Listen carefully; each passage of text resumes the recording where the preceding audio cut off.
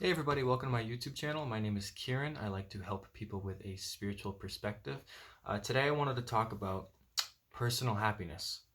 And the reason that I wanted to talk about it was because I think that we all notice that in life there's this ultimate goal of being happy, like an end destination, a place to be in. All over work, you strive for this place as if it was, a city, as if it was some place you could travel to. And on the way, you deal with everything without actually allowing that happiness in. And it's funny that people think like that because quite often what happens is that when you get to that place that you think is going to make you happy, you realize that that place ultimately is never going to be as good as the next place that you imagine in your head, right? And so I wanted to talk about what is happiness, like what is true happiness.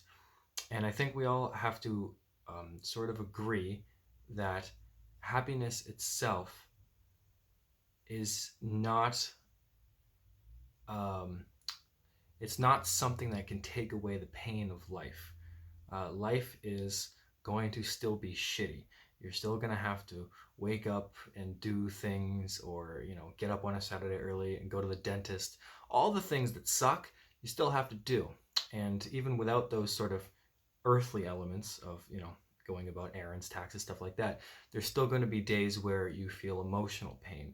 Something happens to you, someone close to you dies. It's inevitable, correct? Right? So happiness is not a goal to achieve if you're thinking about happiness as a way to escape pain or to escape the reality of life. That's not what happiness is. Happiness to me, of course, it's just all my opinion, is something that allows you to go through life with a better sense of identity. So being happy is not necessarily being so happy about what it is that the world is, or that you have to do things. Personal happiness is about being happy with yourself. It's about understanding who you are and recognizing that you deserve happiness and that you are capable of feeling happiness. Happiness is a feeling, and we all want to go to a place where that feeling exists. We think that a relationship can fulfill it.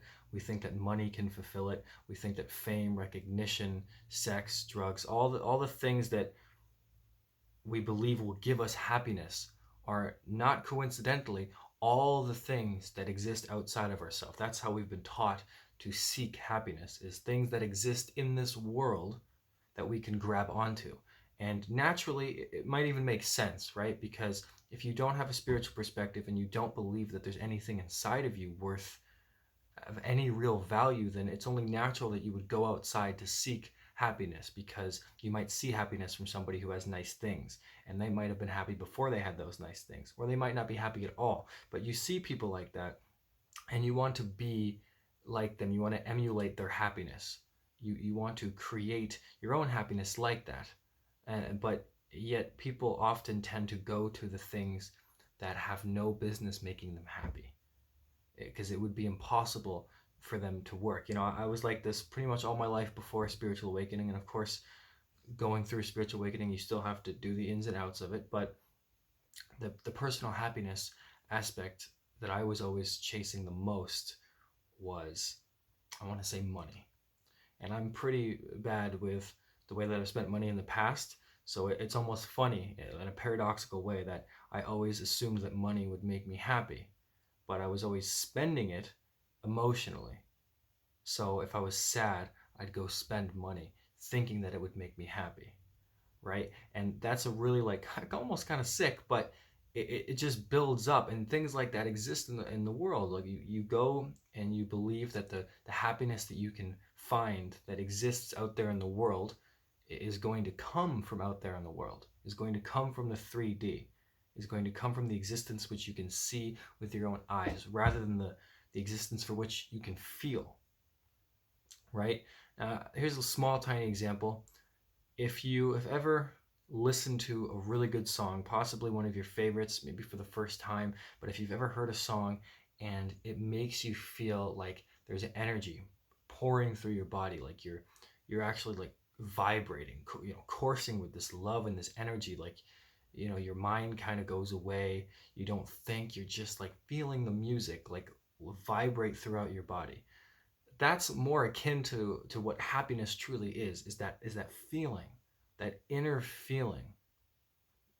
But because it's a song, right, it lasts for 3 or 4 minutes type of thing, and then it goes away, and then we're back to reality, right? And now we're searching for things to make us happy, yet the thing that we ignore, the things that do make us happy.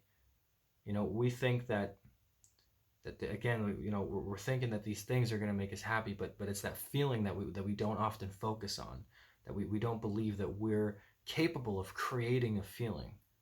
Like, we know what we like, so you listen to music to feel good, right? And that creates a positive feeling within yourself. That's not just you listening to music, and that's you creating your own happiness. That's you making you feel better about yourself. Doing things that you love makes you feel more happy, because it's a feeling that you want to sort of guide yourself into. You don't want to grasp something and take it and try to rob it and steal it from the world to give yourself happy. And that's often what we do. We grab greedily onto things, drugs, money, people, relationships. We try to control them and to give us our sense of happiness. Something that's always consistently a reminder in my life to give up control, because it's impossible for anybody outside of you or anything to create your own inner happiness. And that isn't to say that people can't make you happy. Of course they can. People are always going to have the potential to make you happy. And even if you're sad and you're not happy in your life, you still might experience happiness from others. Someone might give you a gift, something like that, and that might make you extremely happy. But that doesn't necessarily mean that it will create your own happiness for yourself. And you have to be happy with yourself first. Now, personal happiness is an existence within yourself to which that you fall back into, something that you can rely on. A happiness is knowing that you're going to be okay no matter what, knowing that the thing that you are, the being that you are, the person that you are, is good enough on its own, and that there isn't anything else that can complete you. And when you start to get into this idea, the things that you have taught yourself, or that have been conditioned into your brain for you to believe, you'll start to see that those things are not a way for you to be happy, rather that they are a way to support your happiness, right? Things outside of you are should be considered a support system. Things like friends, things like money, of course, relationship.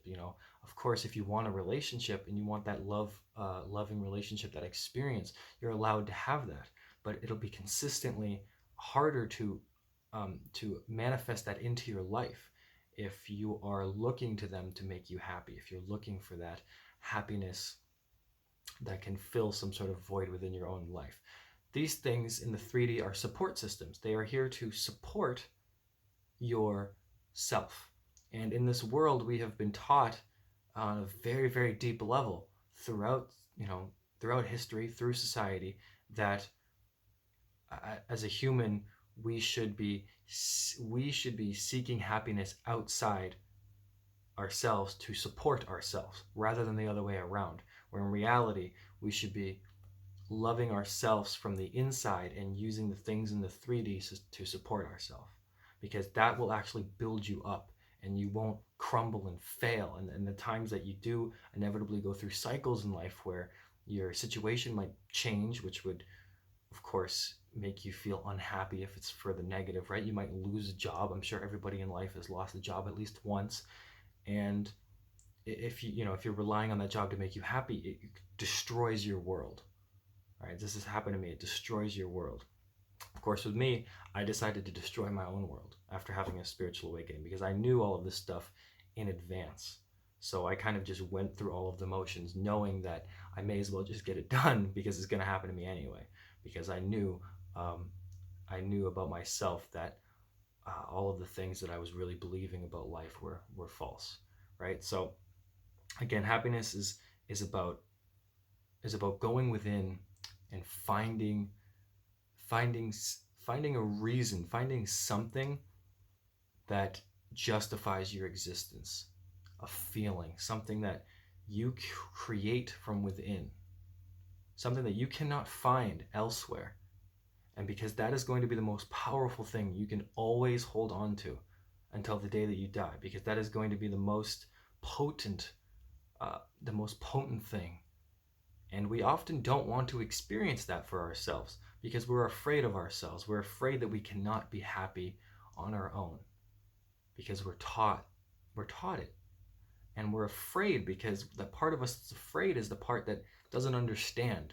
It's the subconscious, it's the child in you, it's the inner child, the wounded part of you that believes that the happiness that you see in others or that you want to have for yourself cannot be created from within. So we go outside to seek it, hoping that if we have a nice, safe life, then we can start being happy because we'll use those things as a support system for ourselves. It doesn't work like that. A lot of people manage to do that type of stuff, but if you're spiritual or at all just feel like you're maybe a little bit different than others, or that you have this maybe a different kind of air about you, right? I don't want to say you're smarter. I don't want to get into that whole thing. Just maybe a little bit more wise, a little bit more aware, probably is a better word, than a lot of other people. You'll probably tend to know exactly what I'm talking about. Your life might fall apart, and it especially will if you're going through a spiritual awakening. Your life will inevitably fall apart on the initial stages because the universe, your own higher self, your life is trying to teach you that there's trying to teach you that you can't go outside of yourself for happiness, that you cannot create anything um, worth living from a place of lack, from a place where you don't feel you deserve it, right? So I just wanted to quickly, I don't know how quickly, but I wanted to go over how to inspire personal happiness, okay? Because this is something that I think a lot of people struggle with. I myself definitely have struggled with this in my past. Of course, I'm still going to struggle with it. Um, I'm, only human, and something that, again, people could really use advice on, because we all really do deserve to be happy. We just don't think that we do. Okay, so the first thing that I put is going within.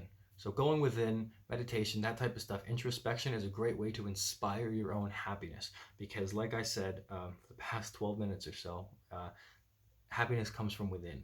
It is something that you create from within yourself. The feeling that you get, the reactions that you get, like again, like listening to music, that is something that you've created inside of yourself. That's an inspiration of your soul. That's a real part of you, right? There's a reason why you might experience happiness for one particular event while your friend might feel completely apathetic towards it, right? It's how you relate to things, how you relate to yourself, and how you relate to the world.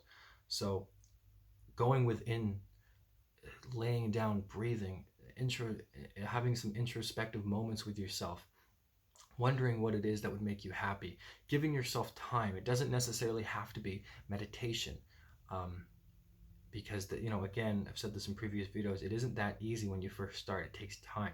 But even just spending 25 minutes with yourself every day and just letting yourself think about life, about yourself, going within, kind of letting go of the things around you, that will build a rapport with yourself, and you'll gradually begin to learn more about yourself. You could take it any extreme that you want. I've known people that I don't know them, but I've watched people's videos, spiritual people that have spent like 3 days in the wilderness, uh, going within. Um, I myself have taken a spiritual journey driving across the country. That wasn't necessarily introspective, but it was an experience that I created for myself to help me understand life. And I didn't know by the end of it that it would teach me as much as it did, but it did teach me a lot. And so you can spend a whole day. Some people just go into the dark, like darkness, not the metaphor, like physically, like no light, to to discover aspects of themselves. And we often don't allow ourselves to do this because we would think of it as a waste of time, because if we're not being productive 24/7, it feels like we've wasted an entire day. So honestly, it's about you and how you choose to balance it. But if you can find some time for yourself in the day, that will really allow you to create your own happiness. It might not happen overnight, but given it enough time, a month or two, you really might start to discover an awful lot about yourself and what happiness means. And just giving yourself time will allow that natural flow of inspiration and inspired thought and creative happiness that'll come from within, because you're giving yourself time, you're allowing yourself to speak, right? Naturally, if you're saying to somebody, I'm allowing you to speak, you're saying it to yourself in this instance, eventually somebody's going to speak, right? Okay, so 2, accepting that you aren't perfect. I was raised with perfectionist attitudes. This really fucked me up quite a bit, because consistently, even to this day, I have to really force that conditioning out of myself. Is going that idea that everything you do has to be perfect. Everything that you work towards has to be the best, and you have to be the best. And it's an impossible standard to set for yourself. And when you start to see that in yourself, you have, which is you can never live up to, you also start to set it for other people, which they can also never live up to, because they can't live up to their own ideas of perfectionism if they have any, right? So how could they live up to yours? And even if they didn't have the ideas of perfectionism, of course, you wouldn't be able to they wouldn't be able to fulfill those types of needs that you have, right? So you have to stop treating yourself as if you're perfect. Um, who you are is perfectly imperfect. The imbalances that you might have, the things that you might perceive to be wrong with you, aren't as often as bad as they seem. Today I had a personal training class, and the lady that was training me said, I was talking about, we were talking about the weightlifting and weights, and it's actually, it requires a bit of patience to do it correctly, right? And I was telling her that I'm not a patient person. I'm probably like one of the most impatient people I know. I know where I get it from, and I know why it's there, but still I recognize that within myself. And she was saying, she's not perfect. She's not patient either. She's saying nobody's perfect. And she was, just going on for a couple minutes about how, like, you are who you are, and it was a very positive type of attitude that she was bringing to the table. She wasn't like talking down about being impatient in herself or me. She wasn't saying that impatience is an inherently negative thing.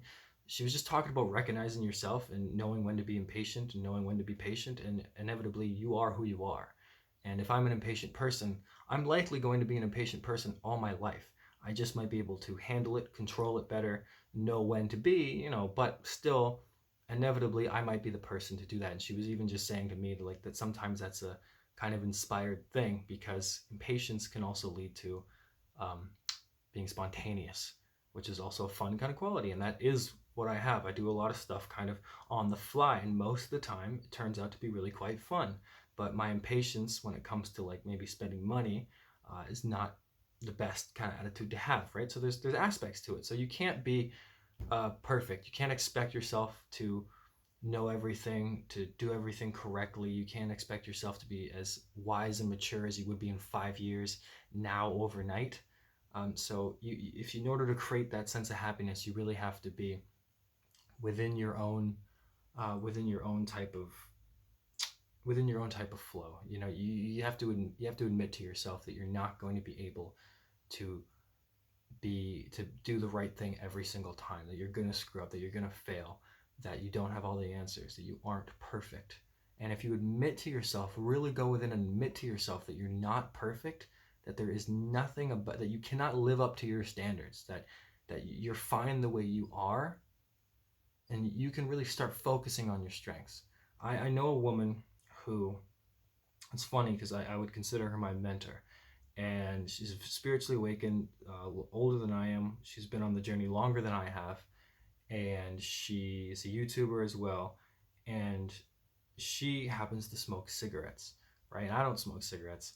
I think it's kind of gross. I don't think I ever would. But again, I've done things that other people would never have done. So it's not even about that at all. It's just kind of funny that she's very mature and very wise and like spiritually awakened, and then she's sort of like this, she's a mentor, so I look up to her. And she smokes cigarettes, right, which you would consider a negative quality, right? And it's funny because being imperfect gives people that element of human, gives them that element of being human, right? It makes them interesting. It makes people something real. Like this woman is probably like the most beautiful woman I've ever met in my entire life, right? And I mean that on the inside, on the outside, just this incredible, powerful woman. It's amazing. She really is an amazing woman. But the fact that she smokes, right? Not perfect. So I might have this idea about her, but at the end of the day, she's still doing things that I wouldn't do, right? And that's where the perfectionism kind of comes into. So, you have to give up that sort of idea for yourself, for others, and actually allow happiness to come in, because trying to be perfect is actually blocking your own happiness, because happiness sometimes comes in an imperfect way, right? There's a lot of times and things that happen in life that do not come at the right moment or when you expect them to come, and yet they do anyway, right? Have you ever had something good happen to you while things were going bad? Or those people who win the lottery when they're poor or extremely poor, right? When they don't have the money, or things that happen to you. You're never ready for any of this stuff, and it will never come in a perfect way. You can't control it or imagine how it's going to happen, but it is proof, if you just think about your own life, that happiness does come to you, even if it comes to you in imperfect ways. And if you can give up how it's supposed to look like, you'll actually be able to receive that happiness a lot faster. Right, for number 3, I put celebrating yourself. This can mean a lot of things, but really it's about taking your strengths, like I mentioned a couple minutes ago, and cultivating them. So taking the things that you know are good about yourself, admitting that you aren't perfect, and working on those things. Doing the things that you love, celebrating who you are. Taking the aspects of yourself, even if you only have a definitive idea about a couple things. If that's only where you are, knowing that, okay, I know I like this, and I know I'm good at this, and I only have a couple things. If you just focus on those things, they'll breed a lot more things. You'll be able to create so many more things for yourself. And celebrating yourself also could mean treating yourself, taking yourself out, balance, of course, but doing things that are for you, that you enjoy. You might like hot baths, you might like basketball, you might like painting, art, all the things that make you who you are. Celebrate those things. Do those things for yourself. They will make you happy. The best way to make yourself happy is to do what you would have done as a kid. Kids are happy, generally speaking. Probably not that kid from the Omen movies or whatever those movies are called. That kid didn't look too happy. But I think that was because he had Satan living inside of him, or some weird devil shit, right? So that explains him. But for the rest of us, if you inspire yourself with some sort of activity that you like doing, you'll find a natural flow state of happiness. 4 is physical health. Um, this doesn't have to be so stringent in the sense that you have to follow some sort of exercise plan, diet. No, nothing like that. Just about taking care of your physical health will inevitably lead to your own personal happiness, because at the end of the day, you are living inside of this body. You have to take care of this body. The way that your body is will inspire the way that you feel. It's not any, none of these things are coincidences, that when you eat like a big meal you don't feel good, or when you have food that isn't good for you, you don't feel good. Like I like chips. I don't eat them anymore, or I try not to, but chips immediately make me feel sick. I used to be able to eat them, but spiritually awakening, going through that process will change the way that you eat and die just naturally. Same thing with soda. I can't drink soda anymore. I can maybe have half a glass, and then it will, after that, it just makes me sick, where I used to probably could have 3 or 4 cans of soda in a day. So now I have to kind of drink a lot of water and juice, stuff like that. So taking care of your physical health will also let your own natural state of happiness flow from within more naturally, right? And none of these are in particular order. You might want to focus on your physical health first. That's what I'm trying to do a lot. I'm trying to really incorporate my physical health to kind of match it with my soul, to balance out the mind, body, soul type of thing. So I'm really trying to focus on the mind and body, trying to give myself a groundwork, a foundation that's really going to inspire my happiness. And you might do it in another way, but this is the way that I'm going to kind of going through it, right? 5, I just put being creative, creativity, inspiring your happiness, really being creative, letting who you are flow in the way that most resonates with you. I like making music, singing type of thing. I do a lot with it, honestly. It's probably my career path, and I also write, another aspect of, I've been doing that for a long time, short stories, fiction, stuff like that.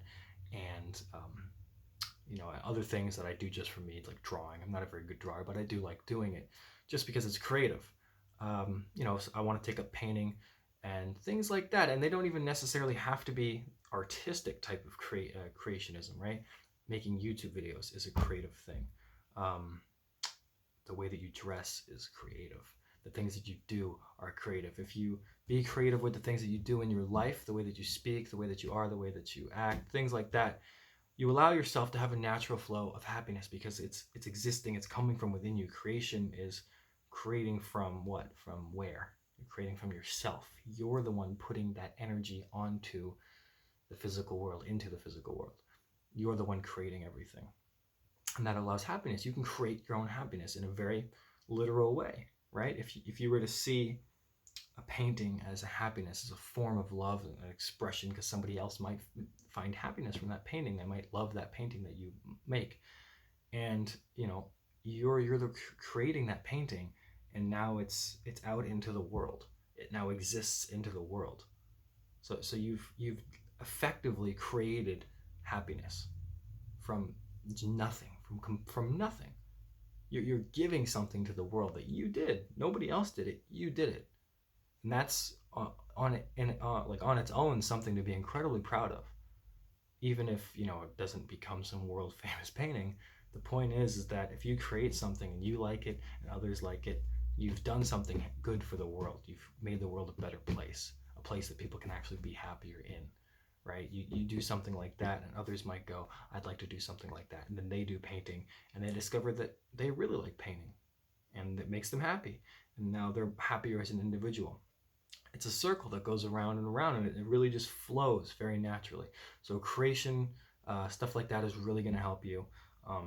But yeah, again, just how to inspire your own personal happiness and not try to relate it from others is, just going within, accepting you aren't perfect, celebrating yourself in as many ways as you can, trying to take care of your body, and just being creative in whatever way comes to you naturally. All right, this is kind of a long video. Didn't mean to go that long. I think I've said the same thing over and over again. A little bit redundant, but I hope it did help. I'm definitely going to go over my own little list and see what I can do for myself today. So the rest of you, I hope you guys have a good day and enjoy your weekend. See ya.